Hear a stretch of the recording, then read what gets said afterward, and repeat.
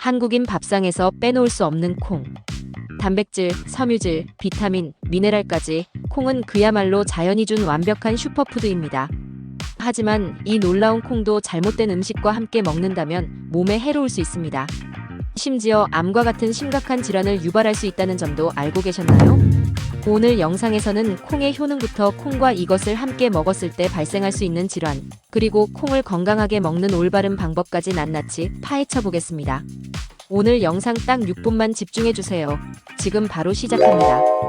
콩은 단순한 곡물이 아닙니다.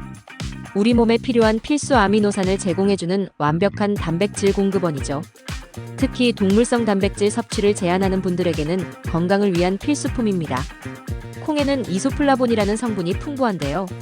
이는 여성 호르몬인 에스트로겐과 유사한 구조를 가지고 있어 갱년 기증상 완화, 뼈 건강 강화, 심혈관 질환 예방 등에 도움을 줍니다.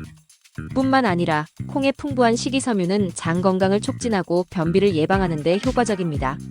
혈당을 천천히 상승시키는 저혈당지수 식품으로 당뇨병 환자에게도 안전한 식재료입니다. 또한 콩에는 항산화 물질인 사포닌이 들어있어 면역력을 높이고 노화를 방지하며 암세포의 성장을 억제하는 효과도 있다고 알려져 있습니다. 하지만 이 좋은 콩도 잘못된 궁합의 음식과 함께 섭취한다면 효능이 무색해질 수 있습니다. 오히려 우리 몸에 독이 될 수도 있다는 사실. 그럼 이제 콩과 함께 먹으면 안 되는 음식 5가지를 알아보겠습니다. 첫 번째, 콩과 우유입니다. 콩과 우유는 각각 건강에 좋은 단백질과 영양소를 제공하지만 두 식품을 동시에 섭취하면 각자의 장점을 제대로 누리지 못할 수 있습니다. 콩에는 피틴산이라는 천연 성분이 함유되어 있는데 이 성분은 우유에 포함된 칼슘과 결합해 불용성 복합체를 형성합니다. 이 복합체는 소장에서 흡수되지 않기 때문에 칼슘의 생체 이용률이 감소하게 됩니다. 칼슘은 뼈와 치아를 형성하고 유지하는데 필수적인 미네랄로 부족하면 골다공증이나 골감소증과 같은 질환의 위험이 높아질 수 있습니다. 특히 성장기 어린이에게는 충분한 칼슘 섭취가 중요하며 중장년층에게도 골밀도 유지가 필수적이기 때문에 이러한 조합은 피하는 것이 좋습니다. 대안으로는 우유 대신 아몬드 밀크, 두유, 요구르트와 같은 대체 식품을 선택하거나 콩을 별도로 섭취하는 것이 좋습니다. 우유를 마실 경우 콩을 드시고 1시간 후에 마시는 것이 흡수를 방해하지 않는 방법입니다. 두 번째, 콩과 시금치입니다. 콩은 비햄철이라는 형태의 철분을 포함하고 있습니다. 이는 동물성 식품에 들어있는 햄철보다 흡수율이 낮습니다. 시금치와 같은 옥살산 함유 식품을 함께 먹게 되면 비햄철의 흡수율이 더 낮아질 수 있는데요. 옥살산은 콩 속의 철분과 결합해 옥살레이트를 형성하며 이는 몸에서 배출되지 않고 남아 흡수를 방해합니다. 철분 결핍은 만성적인 피로, 집중력 저하, 창백한 피부와 같은 증상을 유발하며 심한 경우 빈혈로도 이어질 수 있습니다. 여성과 어린이처럼 철분 요구량이 높은 사람들에게는 특히 주의가 필요합니다. 대체 방법으로는 콩과 시금치를 함께 먹는 대신 비타민C가 풍부한 식품을 콩과 곁들여 드세요. 비타민C는 비햄철의 흡수를 촉진해 철분의 생체 이용률을 높여줍니다. 세 번째, 콩과 돼지고기입니다. 콩과 돼지고기는 모두 단백질이 풍부하지만 두 식품을 함께 섭취하면 오히려 위와 장에 부담을 줄 수 있는데요. 콩에는 트립신 억제제라는 성분이 포함되어 있어 단백질 소화를 방해할 수 있습니다.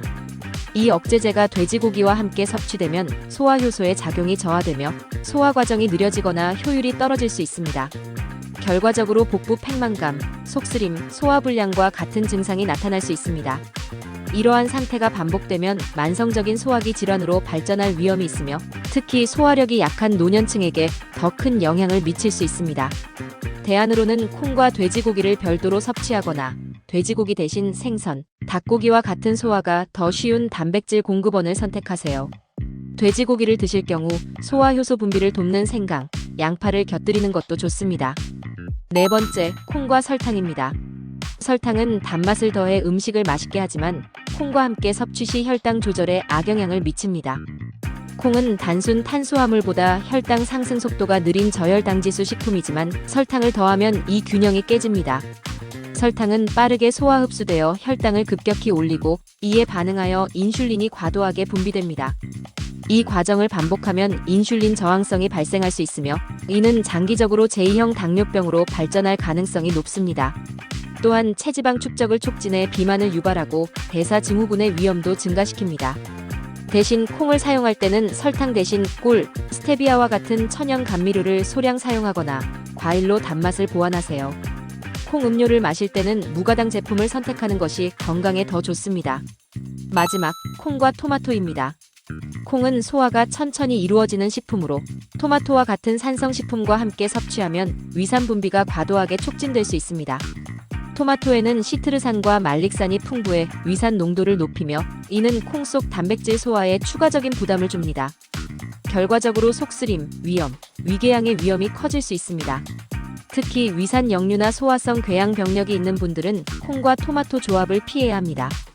대안으로는 콩을 중성식품과 함께 섭취하거나 토마토 대신 알칼리성을 띠는 호박, 오이와 같은 채소를 선택하는 것이 위 건강에 더 좋습니다. 이처럼 콩은 우리가 쉽게 접할 수 있는 훌륭한 슈퍼푸드입니다. 하지만 잘못된 조합으로 섭취하면 그 효능을 제대로 누리지 못할 뿐 아니라 건강에 해가 될 수 있다는 사실 꼭 기억하세요. 오늘 소개한 내용을 통해 올바른 섭취 방법으로 더욱 건강하고 맛있게 콩을 즐겨보세요. 다음에도 더 유익하고 흥미로운 주제로 찾아뵙겠습니다. 오늘 영상이 유익하셨다면 좋아요와 구독도 잊지 말아주세요. 그럼 다음 영상에서 만나요. 시청해주셔서 감사합니다.